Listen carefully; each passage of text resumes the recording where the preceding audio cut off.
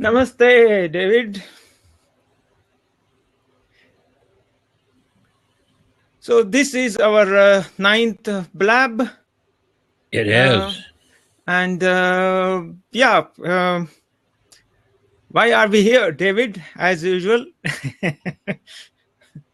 Did you hit the record button? Yes, it is recording. Okay. We are here first and foremost.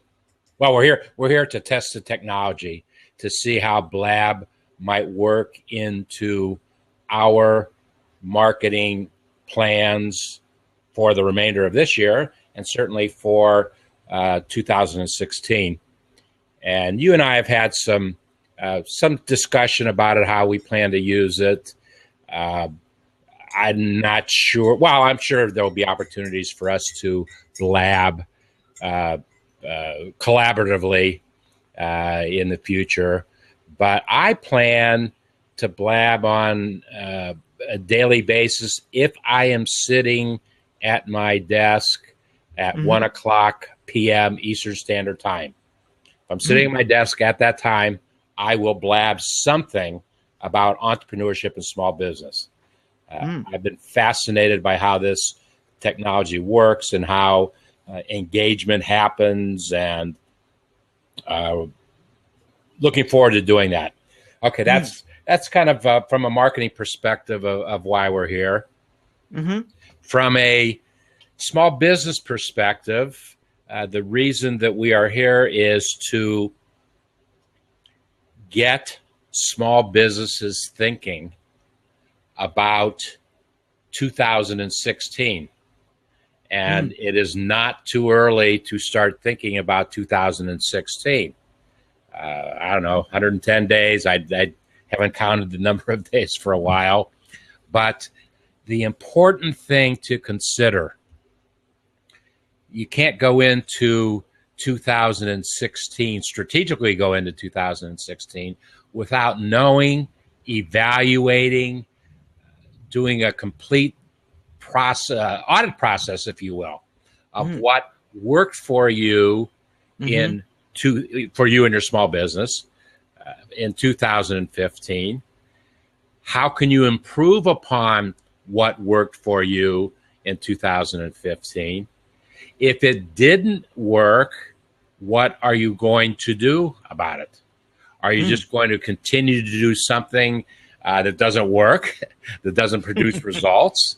Or are you going to try to make a tweak here, if you will, a tweak there, if you will, test some new ideas, see if you can make something work more productively and more efficiently in 2016 than it did in 2015. And, you know, it may just be that you have a wrong business goal and objective, and that's okay.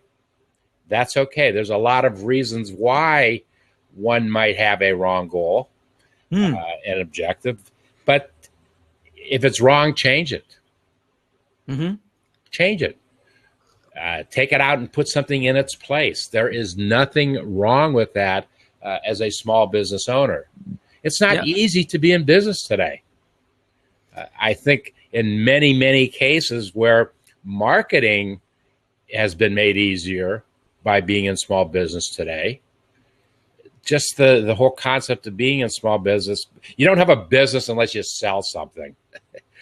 You've got an idea, maybe a good one, may not be such a good one, but if you can't sell that idea, you really don't have anything in the way of a business.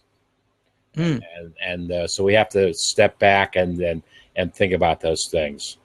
So I would, as we go into, well, Vivek and I, as we've been having these discussions, these brainstorming sessions, decided that we would do what we could do to assist small businesses to evaluate what has happened in their businesses in 2015.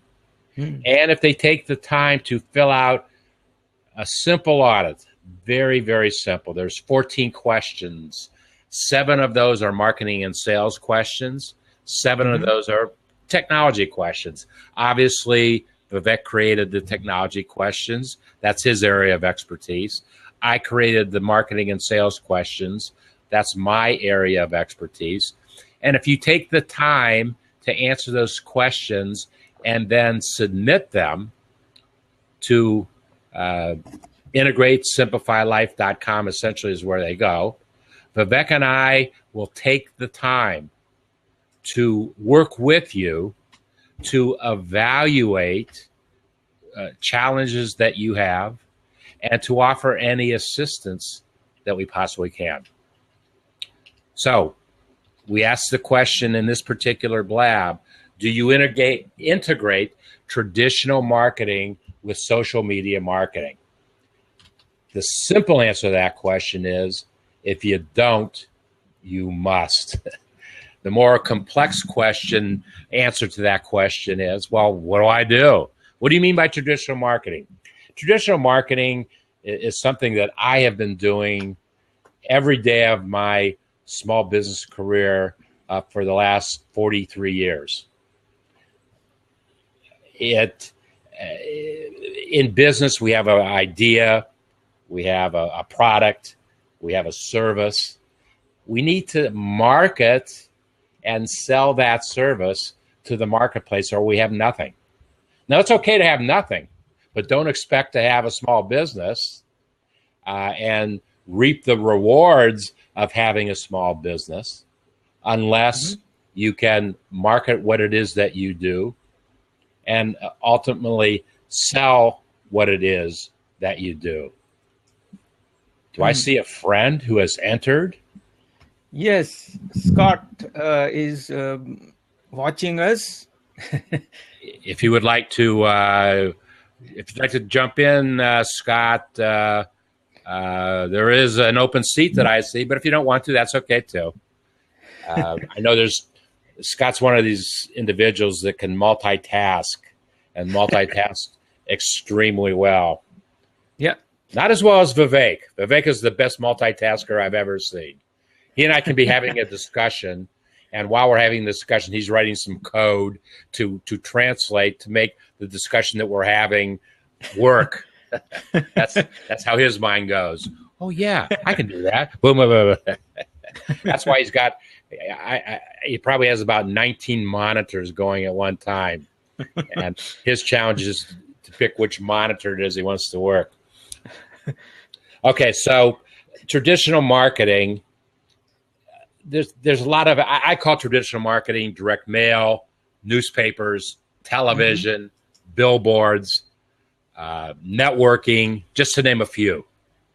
That's just to name a few. It's easy to network.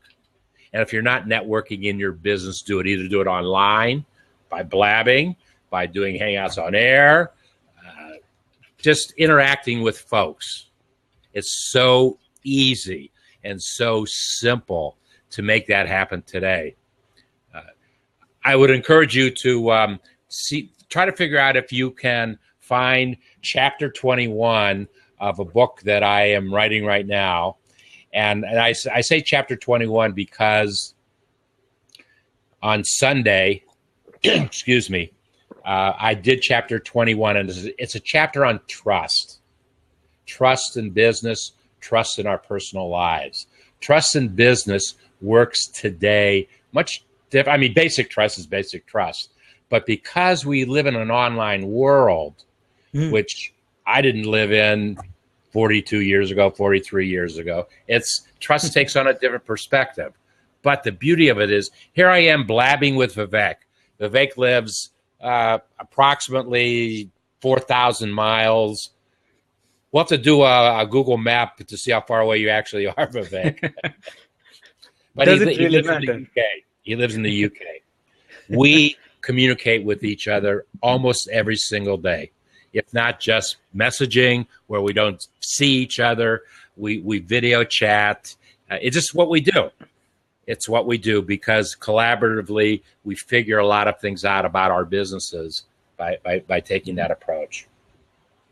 So today's technology allows you to do some things that we couldn't do years ago. But there's also some challenges. There's some inherent challenges. First of all, The technology has to work. No, even before it has to work, what is the best technology for me?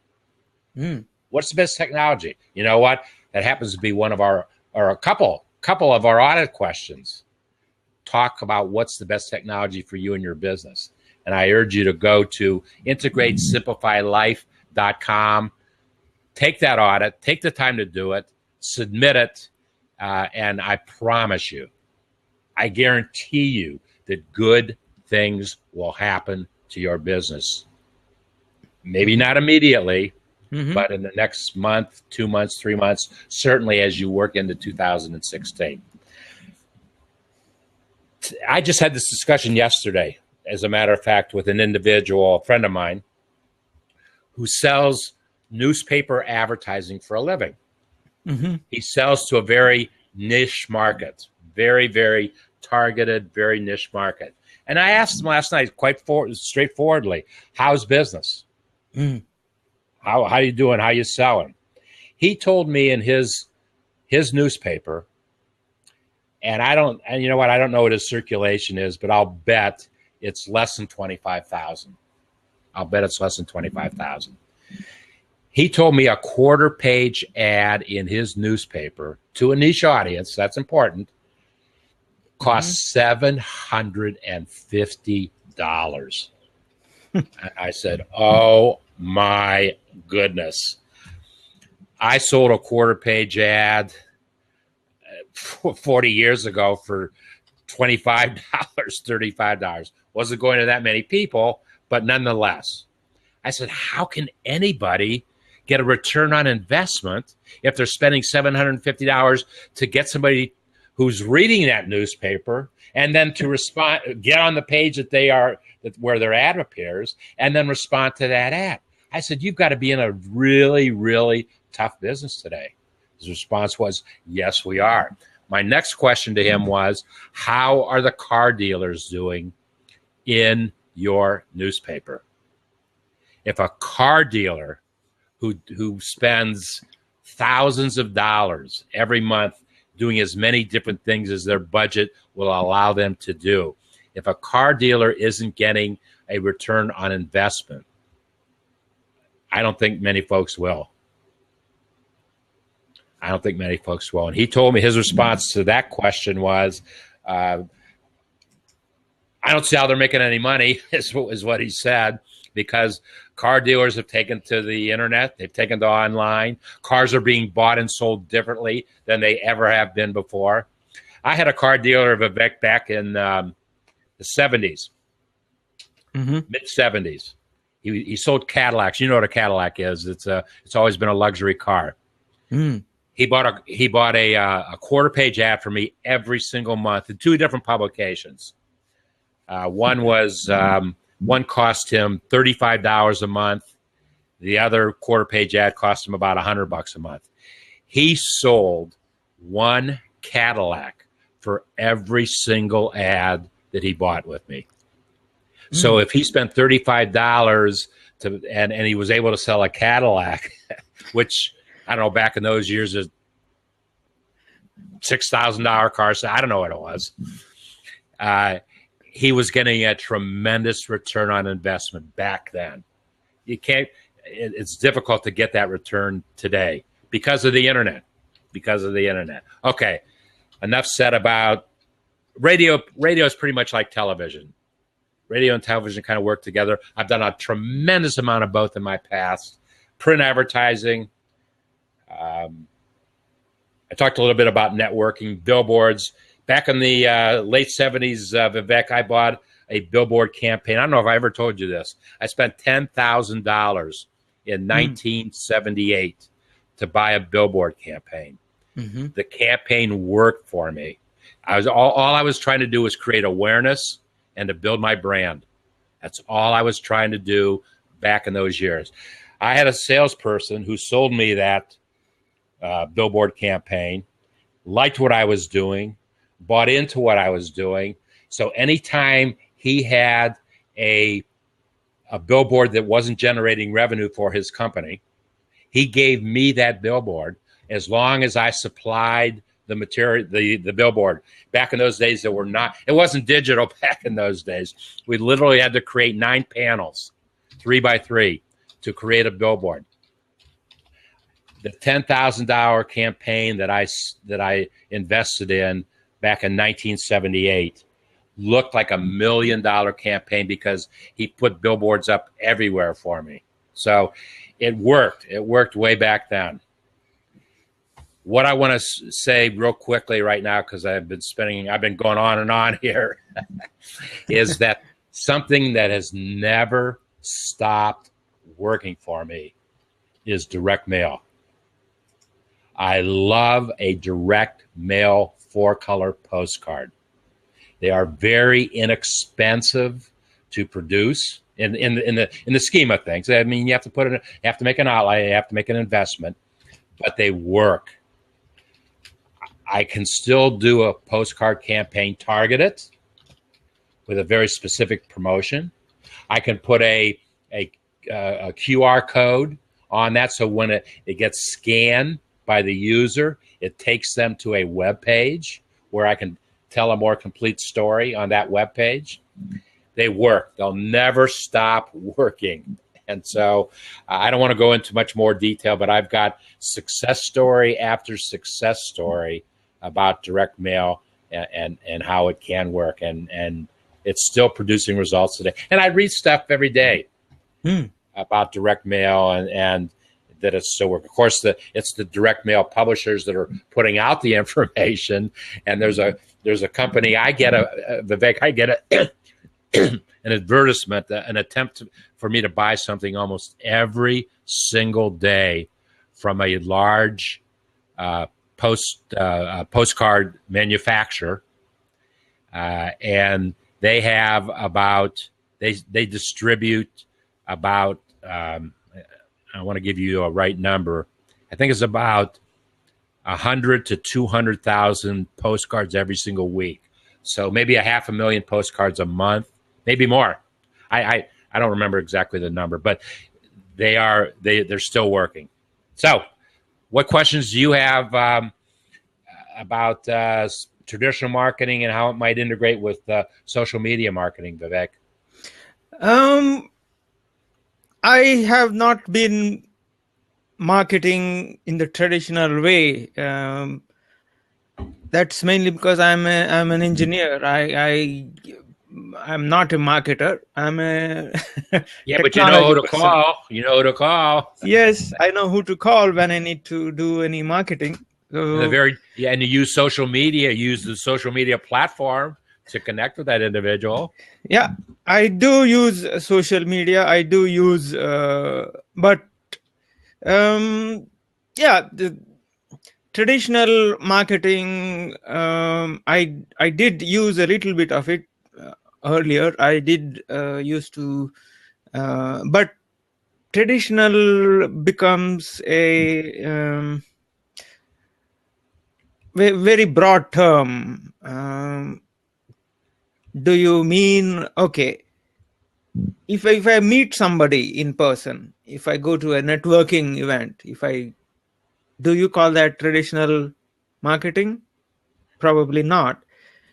Well, if you meet somebody face to face, I don't think there's anything more traditional than that. I mean, there's no technology involved. If you meet somebody face to face, that's probably actually asking the question, Vivek. It's a good question. That's probably the most traditional marketing that there is. You meet somebody, what do you do? Well, you take that moment to market yourself, your business, whatever, and you share what you do. But these days we have this media. Yeah, no. But there's nothing more basic. Happens. Right. You're absolutely right, and it's easy to do it this way. It's probably more challenging. Well, we still meet people. We still meet people as we go about our lives and leave our desks. And I'm marketing all the time outside of my desk, all the time. You know me. Okay, yeah. Let's end this blab right now because you and I have several more to do in the next half hour, 45 minutes. Yeah. So The next question would be in the next You know what? BLAB. You know what we could do? I was going to ask you if you wanted to do this. Should I just take my 2 questions and do them right now? Then we'll move on to your 3 questions. No, let's do them Okay. separately. Makes Okay. it easier. Folks, hang tight. We'll be back in about 45 seconds. What's our question going to be in 45 seconds? Yeah. How are you going to manage business collaboration? This is a technology question. That would be the next question we'll be talking about. Okay, great. Okay. Yeah. See you in a few. See you in a few.